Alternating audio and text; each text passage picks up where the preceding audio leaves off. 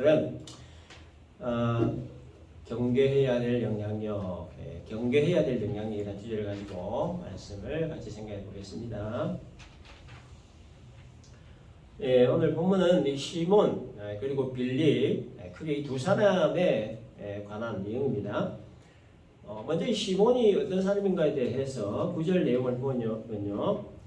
그 성에 시몬이라는 사람이 전부터 있어 마술을 행하여 사마리아 백성을 놀라게 하며 자칭 큰 자라 하니 이렇게 기록되어 있습니다. 성경은 시몬에 대해서 마술을 행하는 자 이렇게 설명되어 있는데요. 여기서 말하는 이 마술이라는 것은 우리가 흔히 아는 마술 있죠. 빠른 손놀림으로 눈속임을 하는 그런 마술을 말하는 것이 아니고 강력한 어떤 영에 사로잡혀서 실제로 어떤 기적이나 어떤 능력을 나타내는 그런 차원의 마술을 말하는 겁니다. 이러한 마술을 행하면서 시몬이 자기 스스로를 높여서 큰 자다 이렇게 했다는 거죠. 그랬더니 이제 10절을 보니까 낮은 사람부터 높은 사람까지 다 따르며 이르되 이 사람은 크다 일컫는 하나님의 능력이라더라 이렇게 되어 있습니다. 시몬이 마술을 행할 때 하나님의 이름을 빙자해서 했던 것으로 보입니다.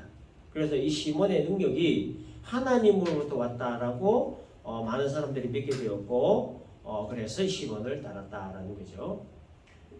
그런데 시몬을 하나님의 능력을 행하는 어떤 절대적인 존재로 믿고 따르던 이 사마리아 사람들이 시몬보다 더 큰 표적과 능력을 행하는 빌립에게 마음을 빼앗겨버리고 맙니다. 그래서 이제 빌립이 믿는 하나님을 믿기 시작하면서 세례까지 받게 되었습니다. 그리고 13절을 보면 시몬도 믿고 세례를 받은 뒤에 전심으로 빌립을 따라다니며 그 나타나는 표적 큰 능력을 보고 놀랐다 이렇게 기록되어 있습니다. 자기보다 더 큰 능력을 행하는 빌립을 본 이 시몬이 빌립으로부터 세례를 받고 빌립을 따라다니기 시작을 했는데 목적은 빌립이 행하는 그 능력을 그 비법을 전수받고자 함이었습니다. 그런데 14절 이하를 보면 예루살렘에 머물고 있던 사도들이 빌립이 전한 복음을 사마리아인들이 믿고 받아들였다 이 소식을 듣게 됩니다. 그래서 베드로와 요한을 이 사마리아에 파견을 합니다. 사실 확인과 그다음에 성령의 인자하심을 위해 기도해 주기 위해서 갔던 거죠. 그리고 파견된 베드로와 요한의 기도로 말미암아 사마리아 사람들이 이제 성령을 받게 됩니다. 그래서 이 시몬이 이 장면을 다 보고 베드로와 요한에게 제안을 하나 합니다. 18절, 19절 보니까 시몬이 사도들의 안수로 성령 받는 것을 보고 돈을 들여 이르되 이 권능을 내게도 주어 누구든지 내가 안수하는 사람은 성령을 받게 하여 주소서. 사도들이 기도함으로 성령이 임하는 것을 본 이 시몬이 베드로와 요한이 행했던 그 권능, 즉 성령을 받게 하는 권능을 돈을 주고 사고 싶다라는 제안을 하게 됐던 겁니다. 돈벌이가 좀 되고 뭔가 큰 유익이 될 것으로 보였던 것 같습니다. 성직매매를 하자는 거죠. 그래서 시모니즘, 그게 이제 성직매매를 말하는 건데 여기에서 유래된 겁니다. 그래서 이제 베드로가 아주 무서운 책망과 함께 이제 저주의 말을 합니다. 20절. 베드로가 이르되 네가 하나님의 선물을 돈 주고 살 줄로 생각하였으니 네 은과 네가 함께 망할지어다. 굉장히 무서운 말을 했죠. 또 21절을 보니까 하나님 앞에서 네 마음이 바르지 못하니 이 도에는 네가 관계도 없고 분깃도 없느니라. 굉장히 무서운 말을 한 겁니다. 그러자 시몬이 그걸 먹었어요. 그래서 이 자신에게 이러한 저주가 임하지 않도록 해달라 이렇게 베드로에게 요청을 합니다. 24절 시몬이 대답하여 이르되 나를 위하여 주께 기도하여 말한 것이 하나도 내게 임하지 않게 하소서. 베드로가 시몬을 책망했던 목적은 하나입니다. 네가 구하는 거 그거 잘못됐으니까 돌이켜 회개라는 거죠. 근데 시몬은 회개할 생각은 하지 않고 그저 자기에게 임할 그 저주가 무서워서 그 저주를 받지 않게 해달라 그 요구만 했던 거예요. 그리고 시몬이 회개했다는 내용이 성경에 없습니다. 사울의 박해를 피해 흩어진 성도들이 복음을 전하면서 특별히 사마리아의 복음을 전하고 표적과 능력을 행함으로 많은 사람들이 예수 믿고 세례를 받았다라고 하는 이야기와 함께 시몬 이야기를 이곳에 기록하게 하신 이유가 있습니다. 사도행전을 기록한 누가가 시몬 이야기를 통해서 장차 이 글을 읽게 될 성도와 그리고 교회들에게 알리고자 하는 몇 가지 메시지가 있다. 그래서 제가 추려서 한 5가지만 그 메시지를 살펴보려고 합니다. 첫 번째는 이 악한 영에 사로잡힌 한 사람의 영향력은 참 생각보다 크다라고 하는 거예요. 낮은 사람부터 높은 사람 이르기까지 많은 사람들이 시몬을 따랐던 이유가 뭡니까? 시몬이 행했던 마술, 그것 때문이었습니다. 그 마술의 힘이 얼마나 강력한지 오래전부터 사람들의 그 마음을 붙들어 매놓고 있었을 정도였습니다. 게다가 시몬의 그 힘과 능력이 하나님으로부터 비롯됐다. 하나님 이름을 빙자했죠. 비롯됐다라고 하니까 사람들이 두려워할 수밖에 없었고, 그래서 시몬을 이렇게 따를 수밖에 없었던 겁니다. 그러나 시몬에게 임한 이 능력은 하나님의 능력이 아닙니다. 악한 영에 의한 것입니다. 왜 악한 영에 의한 것이었냐 하면 이때까지 사마리아에 성령이 오시지 않았기 때문에 16절을 보면 이는 아직 한 사람에게도 성령 내리신 일이 없고 이렇게 돼 있죠. 베드로와 요한이 성령 받기를 기도하고 안수한 뒤에 성령이 사마리아에 임한 겁니다. 따라서 시몬에게 임했던 이 신비한 능력은 성령이 사마리아에 오시기 전이었기 때문에, 그래서 이 악한 영에 의해 이 능력을 행했다, 그렇게 보는 겁니다. 그래서 악한 영의 강력한 능력이 시몬에게 임했고, 그 능력으로 사람들 마음을 붙들어 둠으로써 이 사마리아를 지배하고 있었던 겁니다.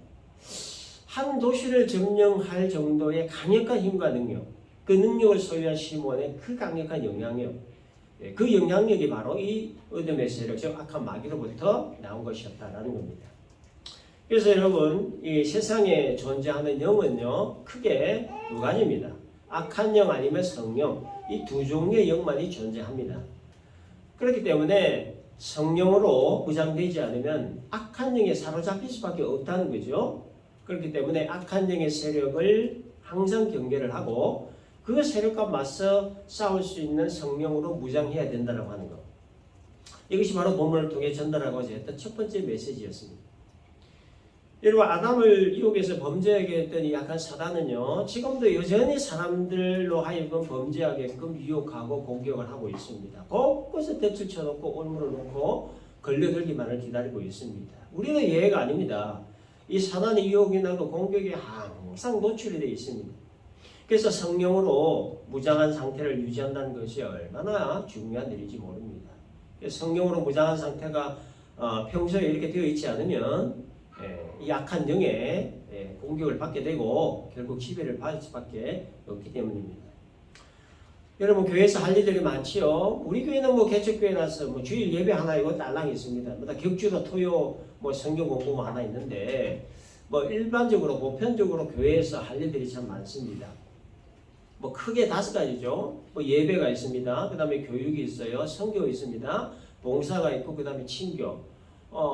이렇게 또 구체적으로 또 많이 교회에서 할 일들이 많이 있는데, 이러한 일들을 함에 있어서 무엇이 중요하냐면은 성령으로 항상 무장된 상태가 된 상태에서 하는 것이 굉장히 중요합니다.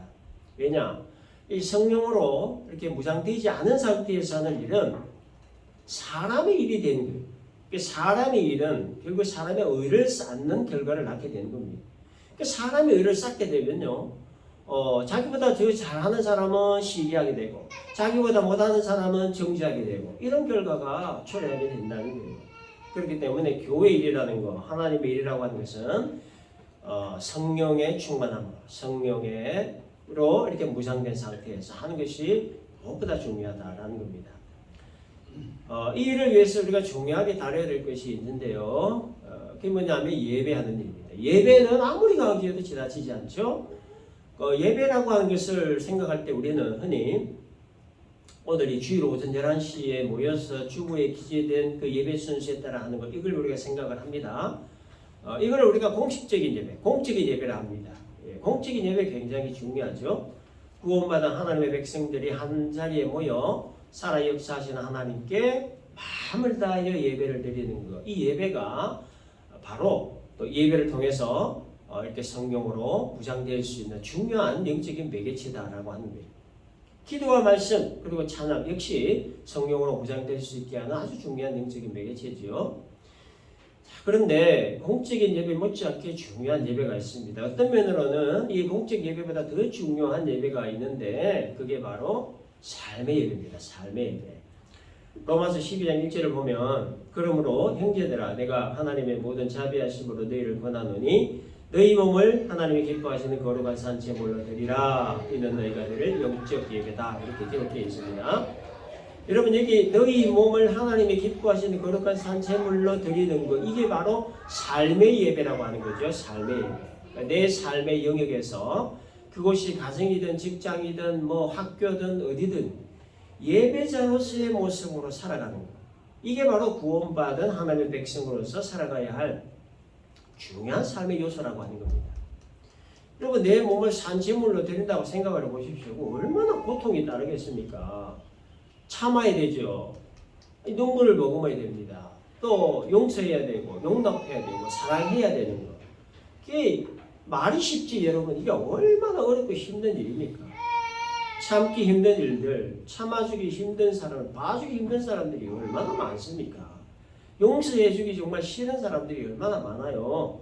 정말 봐주기 어렵고 힘든 사람들이 너무나 많다는 겁니다. 그럼에도 불구하고 참아줘야 되고 봐줘야 되고 용납해줘야 되고 용서해줘야 되고 더 나아가 사랑까지 해줘야 되는 것이 은혜로 구원받은 하나님 백성들이 해야 할 일이라고 하는 거예요. 그래서 그리스도인이 된다라고 하는 것이요 여러분 그렇게 만만한 일이 아닌 겁니다. 뭐 교회 다닌다고 뭐 교회를 그리스도인 되는 거 아니죠. 예수님께서 가셨던 좁고 험한 그 십자가의 길을 가는 자가 그리스도인이라는. 근데 우리 힘으로는 죽었다 깨어나도 골청부터 죽었다 깨어나도 이렇게 하기가 어렵습니다. 근데 이렇게 할 수 있게 해주시는 분이 계시는데 성령님이라는 거죠. 나는 본질상 참아주지 못하는 사람이에요. 그렇죠? 용서해주지 못하고 사랑해주지 못해요. 본질적으로. 근데 성령님은 이 모든 일을 가능케 해주시는 분이라는 거예요. 그래서 성령으로 우리가 항상 무장되어야 된다. 성령의 다짐을 받아야 된다라고 하는 이유가 바로 여기에 있는 겁니다. 이것이 첫 번째 메시지입니다. 두 번째 메시지는요. 어두움의 세력은 복음 앞에 부르짖는다는 겁니다. 시몬이 악한 영의 그 힘과 능력으로 사마리아 사람들의 마음을 붙들어 매놓고 있었지만 그러나 더 강력한 복음 앞에 어둠의 세력이 사라진다는 거예요. 성령으로 무장되어 있던 빌립이 사마리아에서 복음을 전하자 오랫동안 시몬을 따랐던 사람들이 빌립이 전한 복음을 믿고 세례까지 받게 된 겁니다. 복음이 사마리아에 들어오니까 사마리아를 점령하고 있던 어둠의 세력이 사라지더라는 거예요. 사람들이 마음을 붙들고 있던 그 흑암의 세력들이 진리의 말씀이 들어오니까 다 사라지더라고 하는 거예요.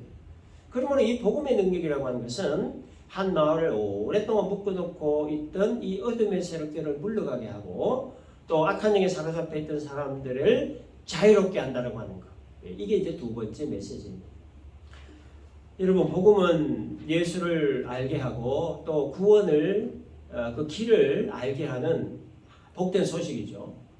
그래서 우리가 이렇게 구원받은 백성이 될 수 있었던 것은 누군가가 복음을 전해줬기 때문입니다.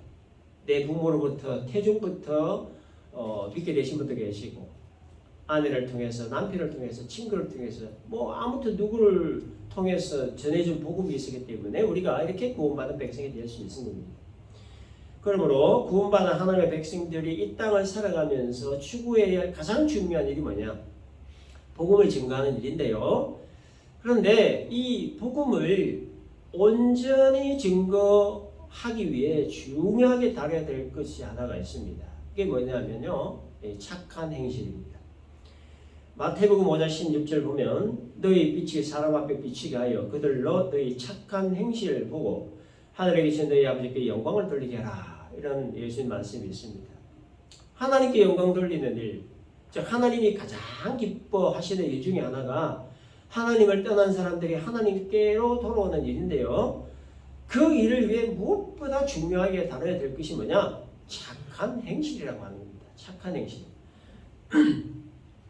교회 역사 이래로 교회는 항상 핍박받고 비난을 받아왔습니다. 지금도 마찬가지입니다. 그리고 앞으로도 그럴 거예요. 예, 왜 세상은 교회를 비난하는가에 대해서 우리는 깊이 생각을 좀 해볼 필요가 있습니다. 혹시 교회가 비도덕적이고 비양심적이고 부정직하고 또 위선적인 그런 모습 때문은 아닌가? 상식은 없고 예의도 없고 도리도 모르는 혹시 이런 이유들 때문은 아닌가? 이런 부분들을 우리는 정말 좀 냉철하게 살펴볼 필요가 있다는 거예요. 자아 성찰을 좀 해볼 필요가 있다는 겁니다.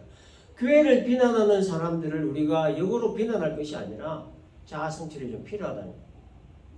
도덕적이고 양심적인 거, 정직하고 위선적이지 않은 거, 또 상식적이고 예의도 있고 도리도 아는 거, 여기 이게 다 착한 행실이라고 하는 그 큰 범주 안에 다 포함되어 있는 겁니다.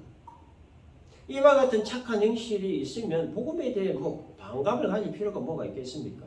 비난할 이유도 비판할 이유도 없는 거죠. 그러나 그리스도인에게 이와 같은 착한 행실이 없다면 누가 과연 복음에 관심을 가지겠느냐 하는 거죠. 부정직하고 위선적인 사람이 뭐 복음 전한다고 하면, 예수 믿으라고 한다면, 상식도 없고 예의도 없고 도리도 모르는 사람이 예수 믿으라고 교회라고 복음을 전한다고 하면 누가 교회에 대해서 복음에 대해서 좋은 생각을 가질 수 있겠느냐라고 하는 겁니다. 그래서 그리스도인이 착하게 살아야 되는 겁니다. 착하게.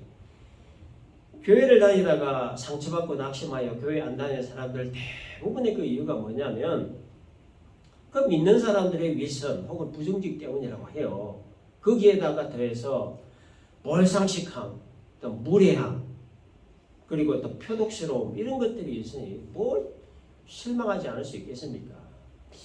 교회는 그래도 세상과 좀 달라야 되지 않겠습니까? 완벽할 수는 없어요. 그래도 세상보다는 그래도 좀 더 나은 수준이어야 되는데 교회가 그걸 기대하고 교회를 오는데 이 안을 들다 보니까 더 못한다고 하면 낙심하지 않을 사람 어디에 있겠느냐라고 하는 거예요. 물이 아무리 깨끗해도 수도관이 더러우면 그 더러운 물이 나오듯이 복음이 아무리 좋은 것이고 귀한 것이어도 복음 전하는 통로가 더러우면 그 복음이 온전하게 전달이 되지 못한다는 거예요. 그러므로 그리스도에게 착한 행실이 반드시 있어야 되는 겁니다. 하나님을 욕되게 하지 않고 교회를 비난받지 않게 하고 복음이 온전히 증거되게 하기 위해 우리 예수 믿는 사람 착한 행실 반드시 있어야 되면 그리스도인의 중요한 덕목이라는 겁니다. 이것이 두 번째 메시지입니다. 세 번째 메시지는 자기를 높이면 반드시 낮아진다라는 겁니다. 시몬은 9절 끝에 보니까 자칭 큰 자다 이렇게 되어 있습니다. 자기 자신을 아주 위대한 사람으로 자랑하면서 스스로를 높였다는 뜻이죠. 그랬는데 베드로한테 무슨 말을 들었습니까? 마음이 바르지 못하다. 너는 악독이 가득한 자다. 불의의 매인 자다. 네 은과 함께 망할지어다. 이런 독설을 듣게 되었습니다. 오랫동안 자기 자신을 큰 자라, 위대한 자라 그렇게 자신을 높이고 자랑하고 살다가 물에 빠진 생쥐와 같이 아주 초라한 모습이 되어버리고 말았습니다. 그래서 예수님이 이런 말씀을 하셨던 거예요. 누구든지 자기를 높이는 자는 낮아지고 누구든지 자기를 낮추는 자는 높아지리라. 마태복음 23장 12절. 그래서 자기를 높이면 낮아지게 되므로 스스로를 높이지 말라. 항상 겸손하라. 이것이 본문을 통해 전달해주고 하는 세 번째 메시지입니다. 여러분 세상 사는 우리 사람이 사는 이 세상에 다툼이 없는 것은 없지요. 다툼은 뭐 아담 처음 그 에덴 동산에서부터 뭐 다툼, 미움, 시기 질투 뭐 다 있어 왔습니다. 동서 고금을 막론하고 이 다툼은 항상 있어 왔는데 그 다툼의 이유를 들여다보면 굉장히 유치합니다. 내가 너보다 더 낫다는 거죠. 결국 이거예요. 이거. 내가 너보다 더 많이 배웠기 때문에 내가 너보다 더 낫다는 거예요. 내가 너보다 가진 것이 더 많기 때문에 내가 너보다 더 낫다는 거예요. 내가 너보다 지위가 높기 때문에 내가 너보다 더 낫다는 거예요. 등등 다른 사람과의 비교해서 우월감을 갖는 것으로부터 이 갈등 그리고 다툼이 시작된다. 근데 성경에서 여러분 성경에서 인간을 표현하는 대표적인 한 단어가 있는데 그게 뭐냐면요. 죄인입니다. 죄인. 죄인은 그냥 죄인이지 더 나은 죄인, 더 못한 죄인은 없는 거죠. 도토리, 키재기, 55, 백보 다 거기서 거기 모든 인간 다 똑같다는 거예요. 그래서 마태복음 7장에서 예수님이 형제를 비판하지 말라라고 하는 말씀을 하시면서 뭐라고 하셨냐? 왜 형제의 눈 속에 있는 티는 보고 자기 눈에 있는 들번은 보지 못하느냐? 이런 말씀하신 거예요. 너도 죄인, 나도 죄인, 모든 사람이 다 죄인인데 왜 내가 더 나은 사람이라고 하느냐? 라고 하신 의미의 말씀이죠. 예수님 시대 바리새인들, 서기관들 하나님이 보실 때, 예수님 보실 때 다 똑같은 죄인이었습니다. 더도 덜도 아니에요. 다 죄인들이. 근데 바리새인들이 뭐라고 했습니까? 저 세리와 같지 않음을 감사합니다. 이런 기도했습니다. 이거는 무엇의 뜻입니까? 저 세리들보다 자기들 바리새인이 훨씬 더 나은 사람이라는 말이 여기 담겨 있는 거 아닙니까? 그래서 바리새인이 세리와의 비교를 통해 나타내고자 했던 건 뭡니까? 자신들의 그 우월성이에요. 우월성. 근데 이렇게 우월감에 사로잡혀 있던 바리새인들을 향한 예수님의 결론은 무엇이었습니까? 죄인입니다. 스스로 죄인으로 느끼며 가슴을 치며 흐느끼고 탄식했던 세리는 의인, 스스로를 높이고 우월감을 가졌던 바리새인들은 죄인. 이게 예수님 결론이었어요. 그리고 이런 말씀을 하셨던 겁니다. 무릇 자기를 높이는 자는 낮아지고 자기를 낮추는 자는 높아지리라. 그러므로 여러분 우리가 이 다른 사람과 비교해서는 안 된다는 거죠. 다른 사람과 비교해서 내가 더 낫다는 우월감을 가져서는 안 된다는 것이 성경의 흐르는 가르침이다. 우월감을 가지는 순간부터 다른 사람을 비판하고 정죄를 하기 때문에 세리와 같이 자신의 죄인됨을 단식하고 자신의 무능함을 단식하고 바울과 같이 나는 죄인 중에 괴수다라고 하는 자신의 그 본질을 얼마나 깨닫고 그래서 하나님의 자비와 은총을 간구하며 살아가는 겸손한 그런 사람이 되어야 된다라고 하는 것이 세 번째 메시지입니다. 네 번째 메시지는요. 회개의 기회가 왔을 때 붙잡아야 된다는 겁니다. 베드로가 시몬에게 네 은과 함께 망할지어다 이렇게 얘기했지만 베드로가 진짜 망하기를 바랐던 건 아니었습니다. 그랬으면 회개하라고 하는 말도 하지 않았었겠죠. 돈으로 성직을 사려고 했던 시몬의 생각이 얼마나 크게 잘못된 생각이고 얼마나 악한 생각인가를 깨우쳐 줌으로써 회개를 유도하기 위해 했던 말이었습니다. 22절에 보면 그러므로 너의 이 악함을 회개하고 주께 기도하라. 혹 마음에 품은 것을 사하여 주시리라. 기회를 줬어요. 근데 교회사를 통해 본 이 시몬의 행적은 이 복음의 방함을 가지고 영지주의를 창설하게 됩니다. 그 역사 이래 기독교의 가장 강력한 반대 세력이 되고 맙니다. 그래서 이거는 시몬이 베드로의 회개 축구를 받아들이지 않았다고 하는 증거죠. 얼마나 불쌍한 인생으로 나라에 전락했습니까? 또 가룟 유다도 같은 맥락입니다. 스승을 배반하고 은삼십에 파는 죄. 그에게도 그 회개의 기회가 있었지만 하지 않았습니다. 자기가 자기 스스로를 정죄하고 목숨 끊는 것으로 결론되고 말았습니다. 그리고 하나님은 범죄한 죄인에게 항상 그 회개의 길을 열어놓으십니다. 그럼에도 회개하지 않는 것은 두 가지이기 때문입니다. 첫째는 자기의 죄를 인정하지 않기 때문이거나 두 번째 아니면 자기 자신을 용서하지 않기 때문이에요. 그래서 시몬은 자기의 죄를 인정하지 않은 경우이고 가룟 유다는 자기 자신을 용서하지 않은 경우입니다. 회개를 하지 않은 것은 둘 다 같은데 자기 죄를 인정하지 않는 사람은 복음의 반감을 가지고 대적하는 결과가 나타났고 자기 죄를 용서하지 않는 사람은 극단적인 선택의 결과가 나타난 겁니다. 그러므로 회개의 기회가 왔을 때 그 기회를 붙잡지 않으면 비참한 결과가 초래되니 회개의 기회가 왔을 때 붙잡아야 된다는 것. 네 번째 메시지입니다. 마지막 다섯 번째 메시지는요. 인간적인 영향력을 경계해야 된다라는 겁니다. 시몬이 베드로와 요한으로부터 사려했던 권능의 목적은 하나입니다. 강력한 영향력을 끼치는 사람 되는 거였어요.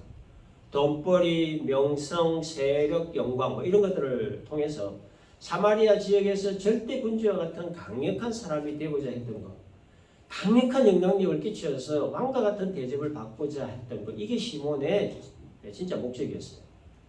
근데 여러분 이거는 시몬만 그런 게 아닙니다. 사람이라고 하면 누구든지 기본적으로 이런 욕망이 다 있습니다. 자기 자신의 그 존재를 알리고 싶어 하고 자기 이름 석자 남기고 싶어 하고 그래서 뭐 유명산에 가면 바위에다가 누구누구 왔다 갔다 뭐 이름 적고 뭐 본능이라는 거예요.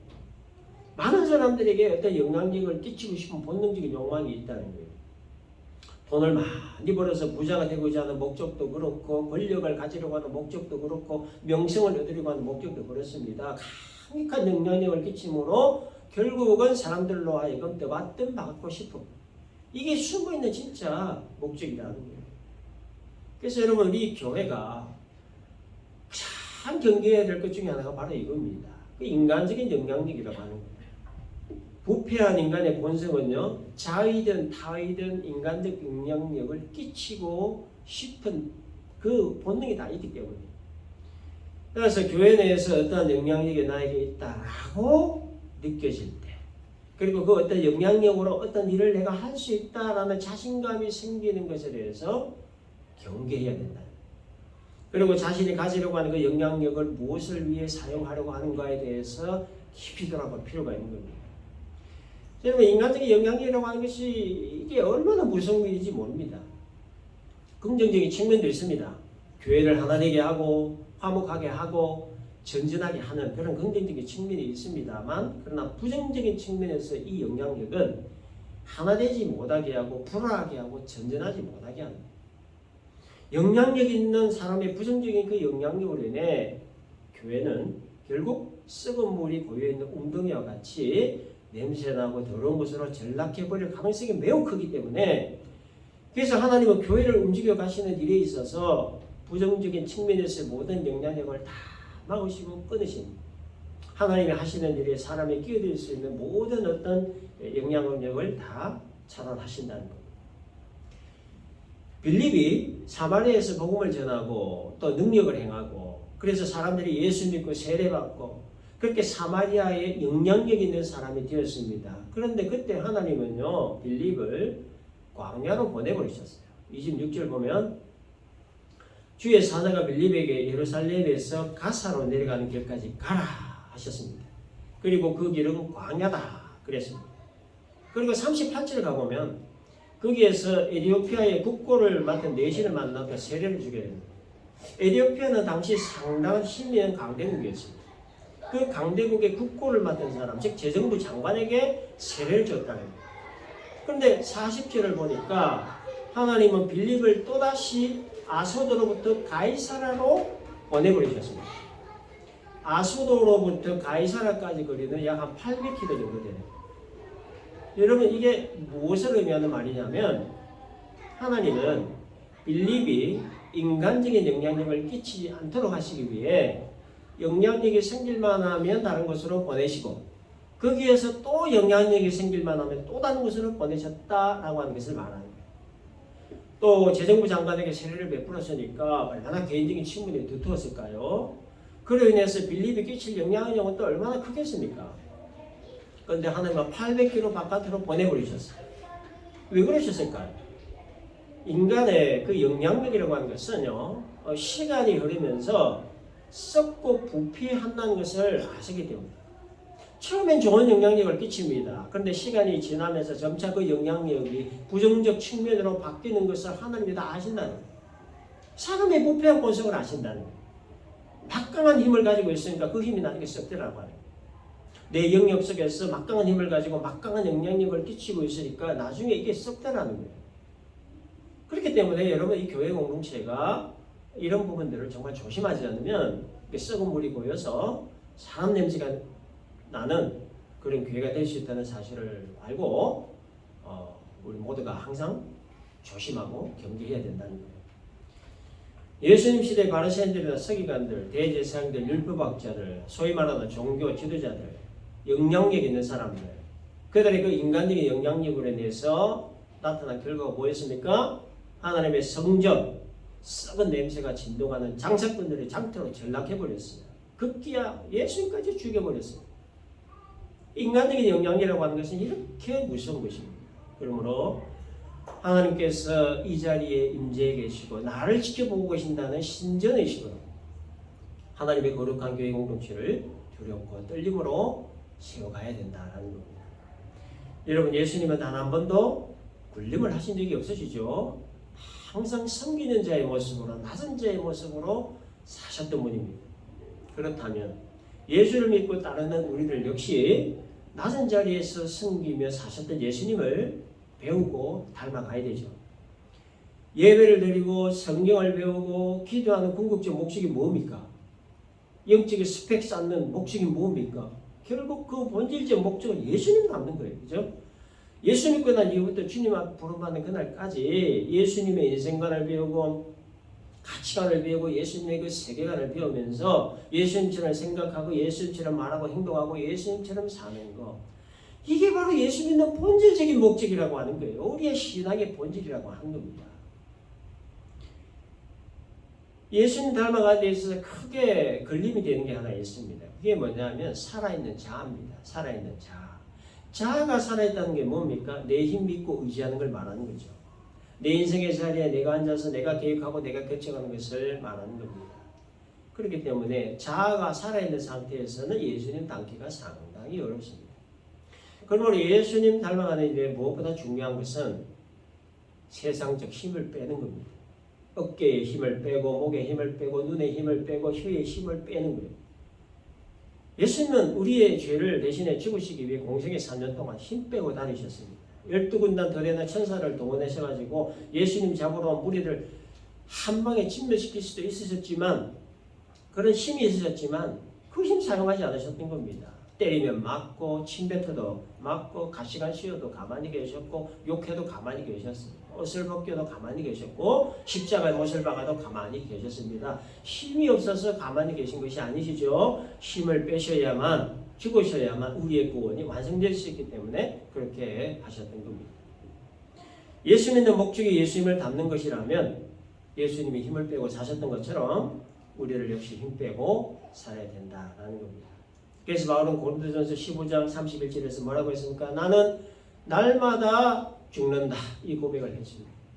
자기가 죽지 않으면 복음이 살지 못하고 자기가 죽지 않으면 십자가의 도가 전해지지 않기 때문에, 그래서 바울은 말씀으로 자신을 날마다 쳐서 죽는다, 이렇게 고백한 겁니다. 그러므로 성도의 참된 신앙과 그리고 교회의 참된 모습을 위해 가져야 하는 중요한 자세가 바로 인간적인 영향력을 경계하는 것, 힘 빼는 것, 자아를 죽이는 것이다 하는 것을 항상 기억하며 살아야 되는 것. 이것이 5번째 메시지입니다. 정리하겠습니다.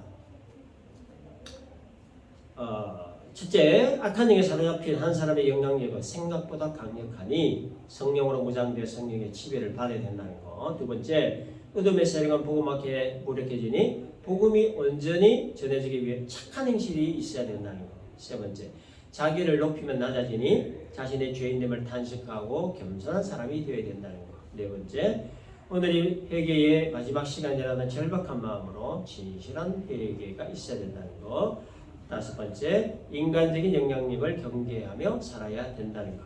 그러기 위해 힘 빼고 살아야 된다는 것. 자아를 죽이고 살아야 된다는 것. 이 5가지 메시지 잘 기억을 하고 한 가지 어렵지만 우리가 실천해 감으로 말미암아 우리 모두 다 하나님이 인정하시고 기뻐하시는 참된 하나님의 백성 우리 모두가 될 수 있기를 주님의 이름으로 축원합니다.